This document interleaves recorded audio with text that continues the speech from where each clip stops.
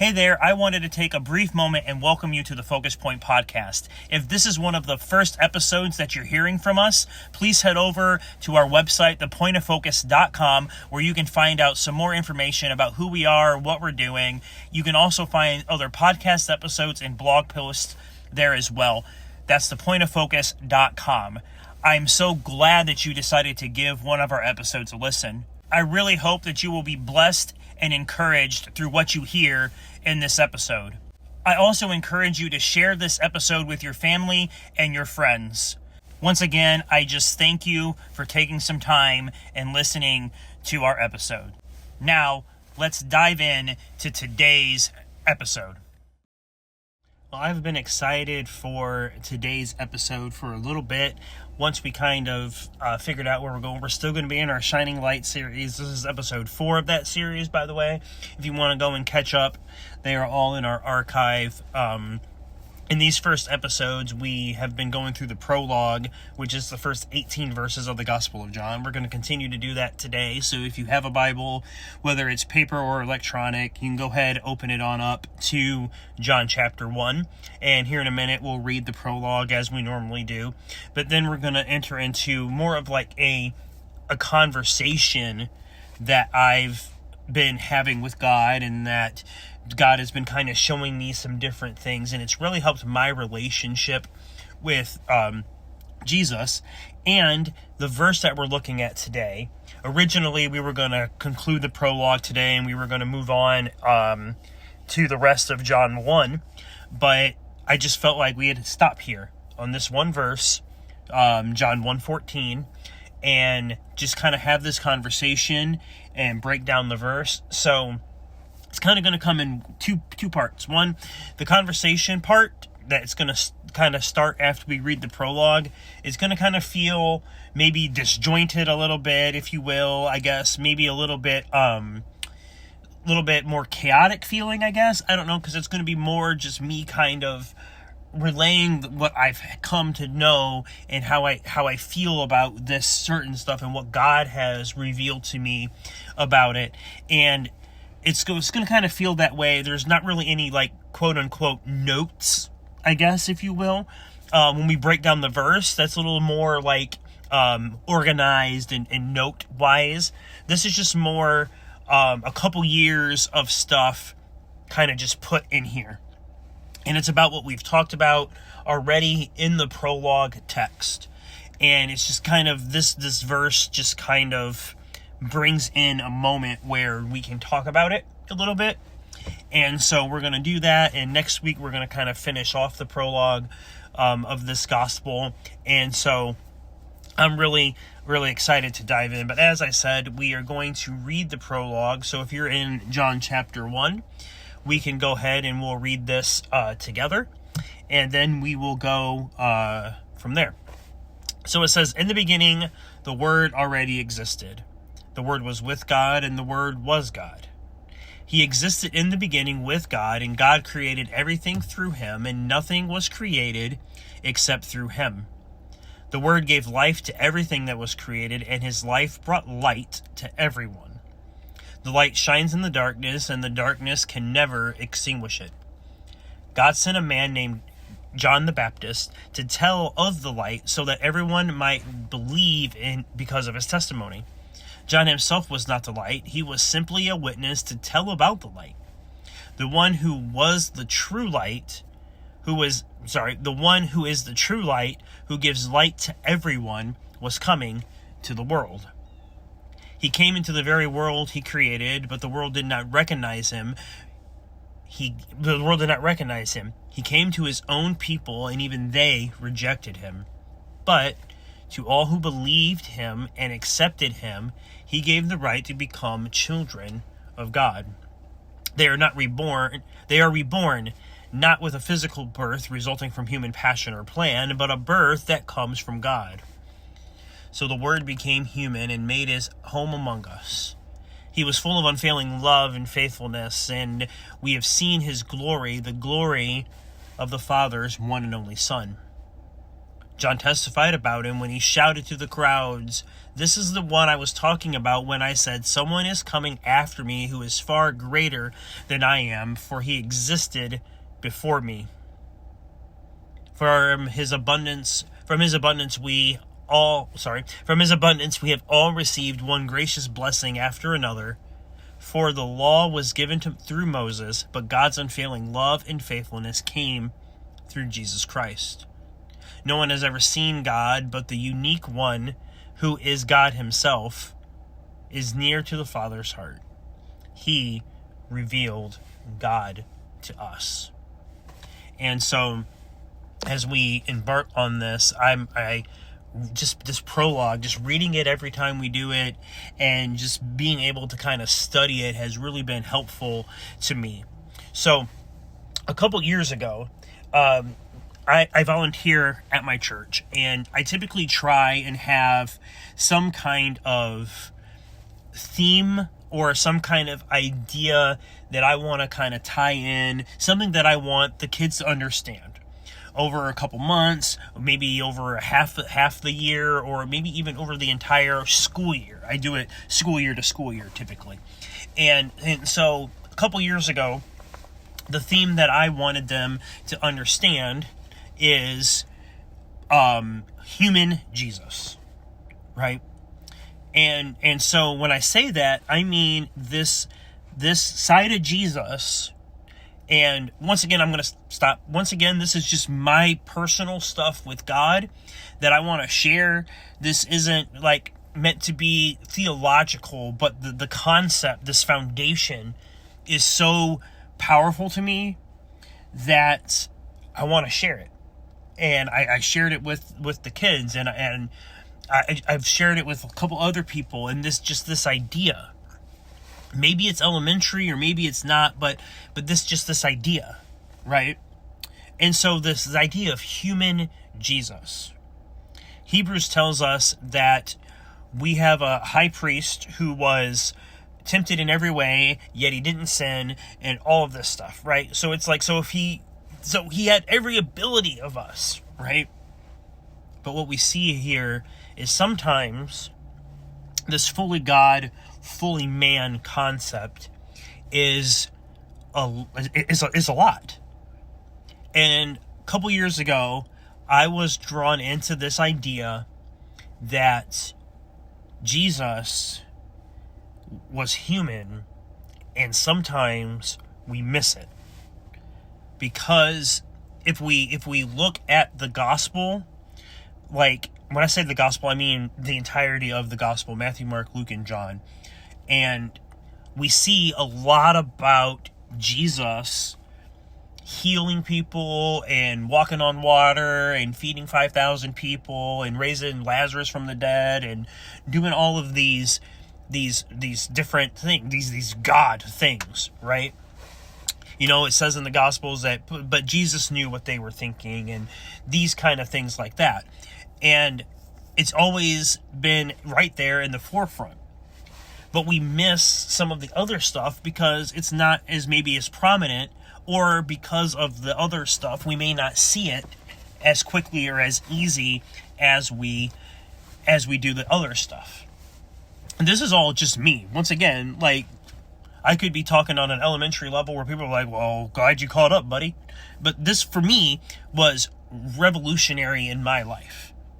Being able to sit down and look at Jesus and think about him as a human being. And that's what I want to encourage right now. Because our verse says, so the Word became human. So Jesus became human. Let that wrap around you for a little bit. He is God, but he was human. Philippians tells us, and we studied Philippians at the beginning of last year. Once again, that's in our archives. But it says in Philippians that he gave up his divine privileges. He did not consider equality with God something to be grasped, and he gave up his divine privileges. So, didn't mean that he didn't cease to be God, but he gave up his divine privileges. Sorry, I was getting back to that word. Gave up those divine privileges so he could be what we needed him to be. And this verse talks about that.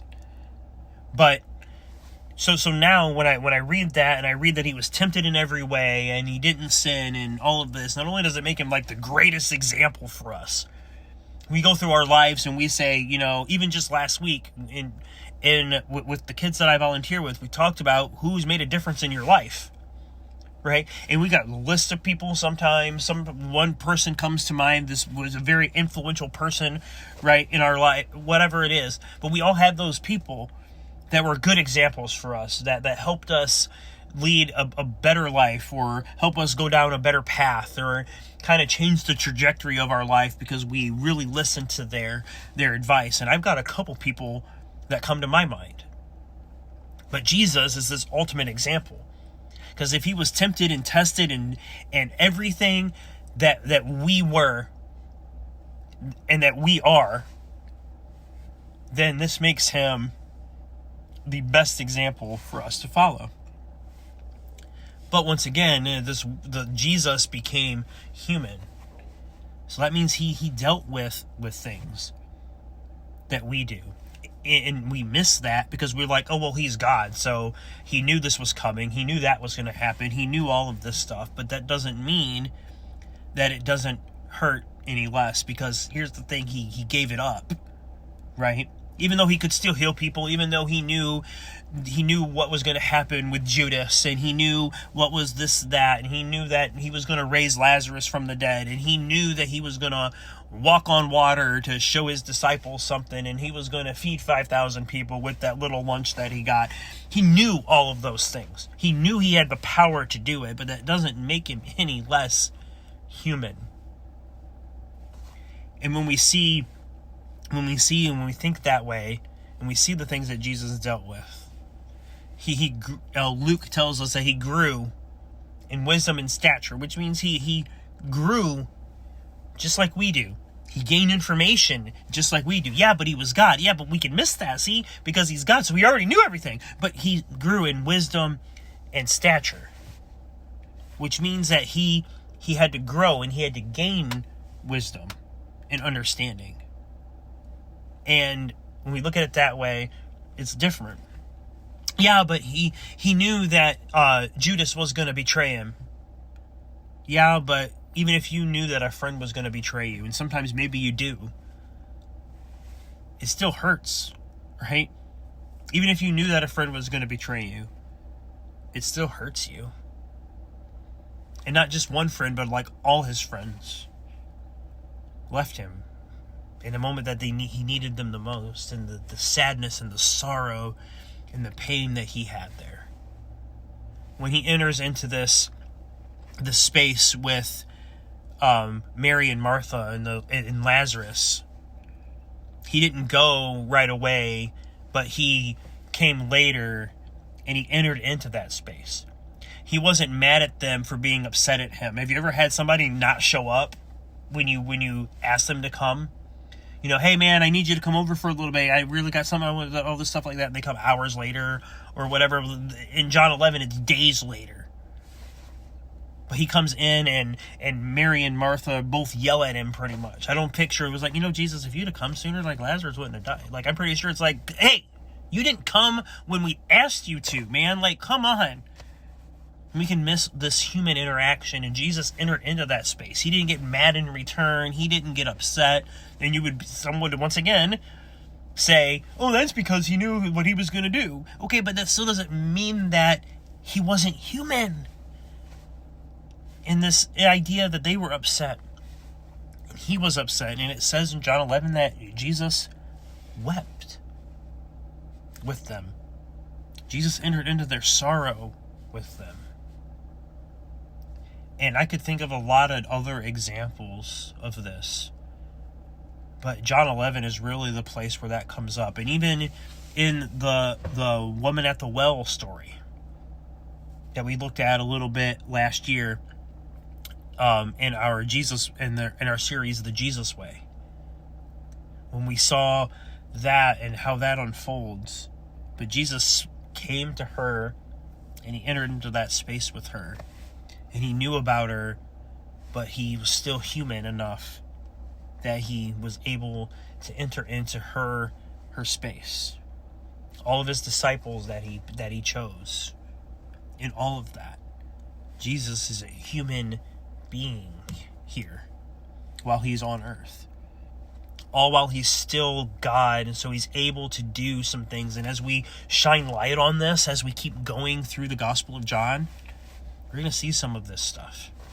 Because the prologue is basically a snapshot of where the Gospel of John is going, of the different things that he is going to cover and shine light on and all of that. And that's what we're seeing here. Like a lot of this stuff, you can see that well, it says it right here in this verse even, and we have seen his glory. Meaning that John was writing this after experiencing time with Jesus. Some of the other stuff that we've read about. And the end, verse 18, where it says that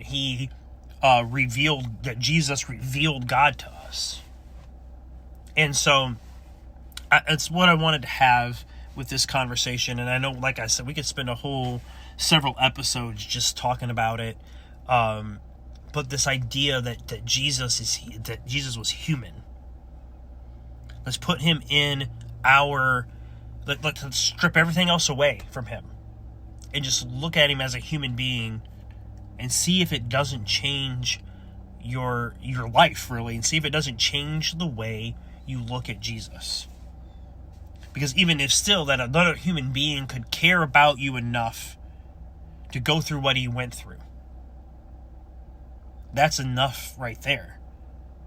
No one that I can think of right now, and I'm being serious, and it may but what Jesus did, I don't know if you could think of another human being that would probably do that, except for maybe your parents, maybe a spouse, that would literally go through what Jesus did for you. There's no one like Jesus. No one like Jesus. And so, as we leave that conversation, I just felt like this was the right moment to have this conversation. And so, as we go into this series, as we go into this verse now, as we continue in this series, I'm excited to kind of dive into this verse just a little bit. And so it says, so the Word became human. Some translations, the Word became flesh, right? It's like this was a statement from John, right? So as now we're going to break down, so maybe I should mention my segue here. Now we're going to kind of break down the verse, and we're going to kind of break it in section by section here of this one verse, and we're just going to talk about the different things here. So the Word, as we've said, anytime you see the Word in this first little bit of John, the first 18 verses of John, he refers to him as Jesus as the Word. So it's basically saying, so Jesus became human. So Jesus became human was a statement. It would have been a surprise to the audience. Wait a minute, human? Because once again, this Messiah is coming from God. It's all this stuff like that. It's kind of one of those paradox kind of things. It's something that we still struggle with today. Like, how can he become human? It doesn't make any sense. So it would have been a surprise. But God has come close in Jesus, and we don't have to find him. We don't have to, he came to us. Another, once again, woman at the well. He came to her to help her. And so he came to us. We don't need to be searching for him. He already knows where we are, even when we run away. He knows where we are. He knows everything about us. And that is who Jesus is. He came to us. That's the important thing. Jesus became human. He came down to us. That's the important part. He didn't wait for us to get it all straightened out and get it together and all of these things like that. He came to us.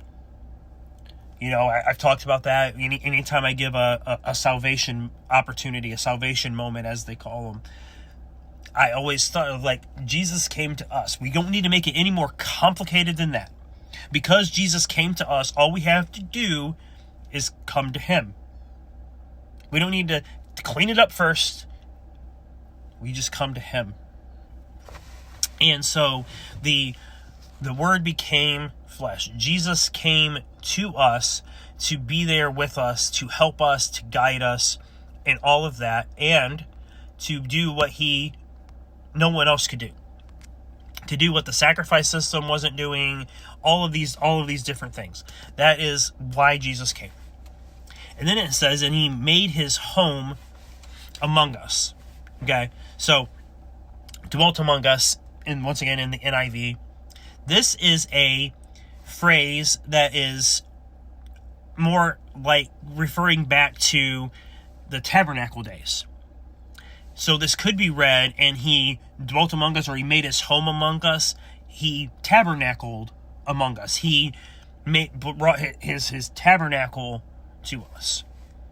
And so the tabernacle was many things that Jesus is among his people, right? So this was the center of the Israelites' camp.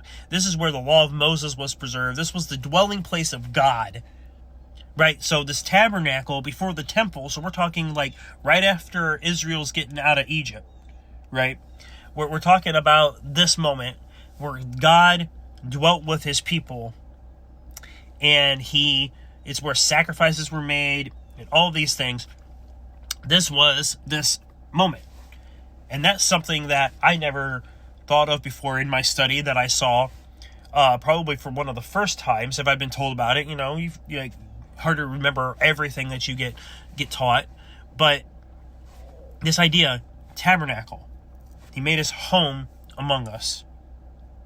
John was using that kind of language in order to present it as a way that his audience would understand.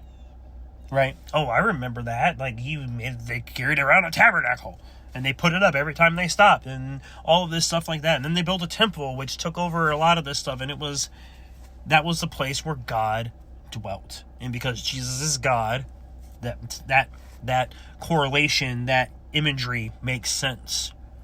And so that was really something to me, that this usage, this language that John used was literally like he came and he tabernacled, right? He was right here with us, just like he was with them back in Israel as they were getting out of Egypt and all of that. So then he was full of unfailing love and faithfulness. These two things are the main idea, right, of this passage, right? These two ideas should hold our minds and direct our lives. God is grace, love, and truth, faithful. Not one without the other, not one apart from another one, okay? He is truth and he is grace. Grace and mercy, right? That's important for us to understand. That he is grace and mercy, goodness and mercy, faithful and true, all of these things. So when I see this type of thing, it makes me excited for what he has done. You see, God was faithful to his word by sending Jesus as the Messiah to save the people from their sins, as we see in Matthew 1:21 and John 1:29. God was also full of love for us, that he would send Jesus, his one and only Son, in John 3:16. And Jesus was faithful to his mission by being the Lamb that would take away the sins of the world, that we see in John 1:29. And that by going to the cross, being faithful to that, he would be the final sacrifice and the atonement for our sins, as Romans 3:25 tells us. Jesus was also full of love, that he would go to a cross to save people that didn't deserve so much grace and goodness and mercy, that would either choose him or reject him. So he was going to go to this place, right, that he knew was going to be painful and harmful, and it was going to be for people of the world. I don't care what people say. There are several people that claim the world is means something different, and there's no world, okay? The globe. He came to save the world, And he knows that the pain that he went through, right, people were going to reject him anyway. He knows that right off the bat. He knows it. He knows that some people are going to reject it and some people are going to follow it. Even right there in the crowd, there's a lot to talk about. Right there in the crowd, he knew that people were going to reject him and people were going to follow him and people were going to basically, like I said, receive or reject the light for their lives. And then the last part of this verse, it says, and we have seen his glory and the glory of the Father's one and only Son. And John is testifying as a witness, as an eyewitness, even as John could say, I saw the glory. This is what I mean, like John is writing from having been with Jesus. This gospel account was written after, all of this stuff, right? So he's writing it from, hey, we have seen the glory. We have seen it. So he could have easily said, I saw it. I was there. I witnessed it. I saw this happen. So, John is speaking of this, of the glory that was seen in the literal, physical Jesus of Nazareth. He's speaking about this to his readers, that he has seen this. And like we see later, therefore he's seen God because he saw Jesus.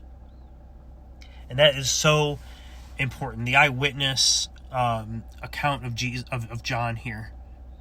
And that's why John's gospel, we said it at the beginning, we kind of touched on the different gospels, but Matthew, Mark, and Luke sometimes are considered to be written by other accounts, right? They kind of read it together by doing research, if you will. That's going to be kind of like Mark, for example. He wrote his gospel kind of based on his time with Paul. So you can kind of see what I'm saying. That's why the Gospels vary in difference, and that's why also the main gospel, the Matthew, Mark, and Luke, are very similar. They have some of the stories, and it's only very few accounts are in all four Gospels, because John took a different approach to his gospel. John wanted to shine light on things. John wanted the people to know who Jesus was, who the Messiah was, and that they could have life by the power of his name. That's what he wanted people to know in his gospel. And he wrote it more from an eyewitness account than the other gospel writers. And so this is important for us to know. And this is important for us to see. And so this verse is just so strong to me. That's why we looked at it separate. And as I talked about it, his full of unfailing love and faithfulness. God was faithful to his people even when they weren't faithful to him. God was faithful to Israel even though they messed it up. That shows God's faithfulness, right? He freed them, and then they turned on him, and then he came and he helped them, and then they would be with him for a little bit. Yay, God, woo! And then they'd turn on him again, right? And that's how we do sometimes. Like, we can look at Israel and be like, they're a bunch of dorks. Look at that, how they messed up all the time. But when we think about it, we do similar things. And then you look at it, and you see Jesus, full of unfailing love and faithfulness because he's God, still went to the cross with the crowds that he was dealing with, who would follow him and then not follow him, who would follow him and then they betrayed him and turned on him. And then the disciples who followed him, and then they just kind of deserted him when he needed him the most. And the people that were with him and against him and all of this. But he was full of unfailing love and faithfulness to do what he needed to do, just like God was full of unfailing love and faithfulness. And he kept trying to mend this broken world, and he kept trying to figure out how to save people from their sins. Come on, somebody, with that. He was trying to figure it out, so he did the sacrifice system, and he did all of this, but that wasn't working out, and he needed to do this thing right here. And that's why he's full of unfailing love and faithfulness to help restore people so that they can have a right relationship with God So he put Jesus there to be, as Hebrews tells us in Hebrews 4, it tells us that so he could be our high priest.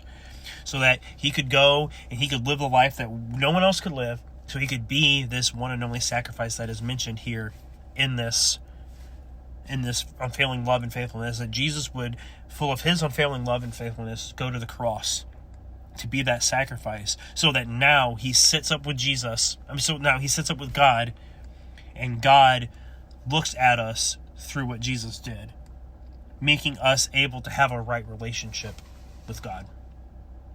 And so that is the truth here in this passage. And once again, we're going to offer a moment for you to accept that.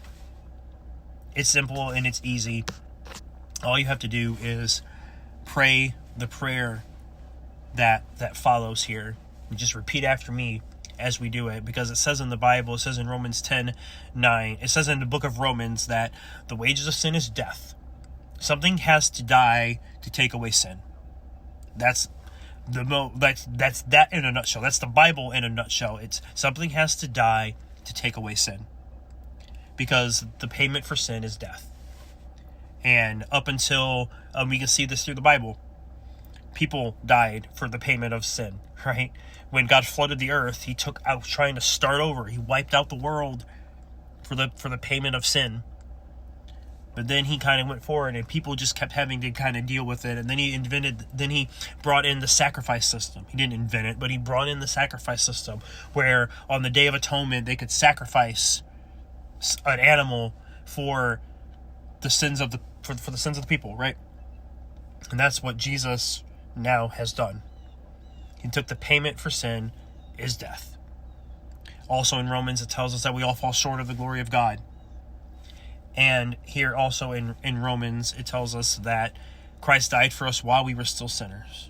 Christ died for us even though he knew we didn't deserve it, even though he knew we would make mistakes, even though he knew we wouldn't be clean and pretty and proper when we came to him for salvation. And in Romans 10:9, it tells us that if we confess all of that, if we believe that Jesus is Lord and that God raised him from the dead, you will be saved. And it says, for everyone who calls on the name of the Lord will be saved.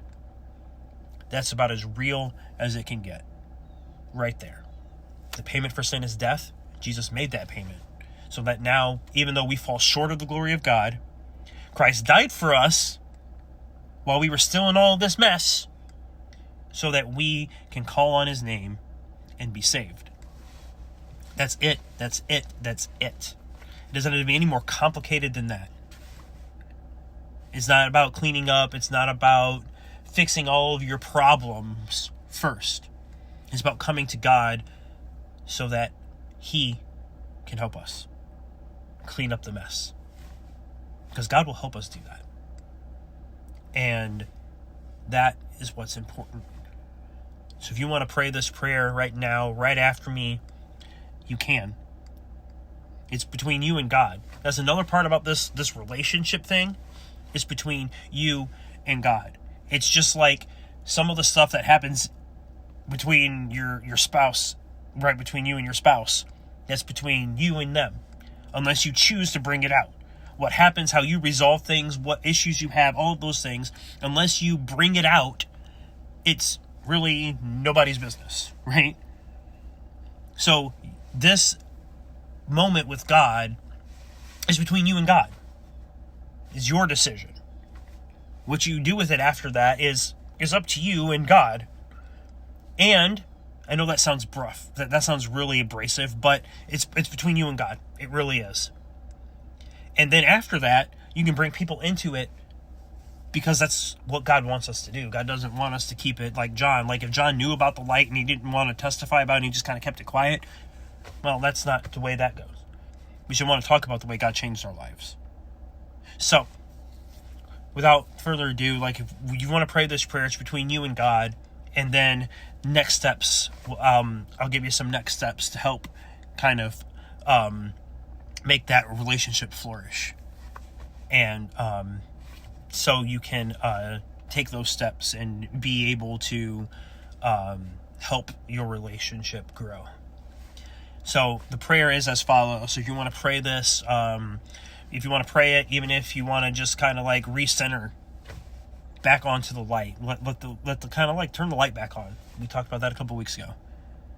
You can kind of just pray this with me, and it just will make that relationship. That's all it takes. It's just confessing that Jesus is Lord and that we need him each and every day. And that because of his unfailing love and faithfulness, he will forgive us of our sins. That is so important. So, the prayer is as follows. You just repeat after me, and it says, Dear Jesus, I know I am a sinner. I believe that you died and rose from the dead to save me from my sins. I want to be with you in heaven forever. Jesus, forgive me of all my sins. I open my heart to you now and ask you to come into my heart as my personal Lord and Savior. In Jesus' name, amen. So as I always say, if you prayed that prayer, welcome to the family. As we talked about last week, we're children of God. We're no longer just made in his image, but we're part of the family. And with that comes a numerous amount of help if we allow it. Because as a family, like you can't do something about other people's kids, right? Unless you've been that kind of like that grandfathered in, right? Where they like, hey, everybody kind of takes a village to raise kids, right? So even with my kids, like there are other parents that have parental quote unquote authority for my kids. And it's kind of like that respect thing, right? So we can't do much about it, but now that we're part of the family, we can help each other. We can call each other out. We can say, hey, that wasn't quite the right choice. Maybe we should. So you got to be open to that. But the first step is to continue listening to this podcast, especially as we continue into the Gospel of John. Get into the Bible. Start reading Matthew, Mark, Luke, and John. Because that's how you're going to find out about Jesus. And tell somebody that you've accepted Jesus into your life. Tell more somebodies, not just one. Also get plugged into a local church. That's the big one, because we're not meant to do life alone at all. God says that right from the beginning. We're not meant to do life alone. So while you're getting kind of like, eventually you need to get into a local church. But right now, read the Gospels, find different podcasts, find different church services. There's churches that do stuff online all over the planet. That you can sit, you can listen, and you can see what this is all about. You can even check out a local church online, I'm sure. But that's my encouragement to you, is to continue listening to this podcast or other podcasts. Listen to, reading Matthew, Mark, Luke, and John to find out more about Jesus. Tell somebody,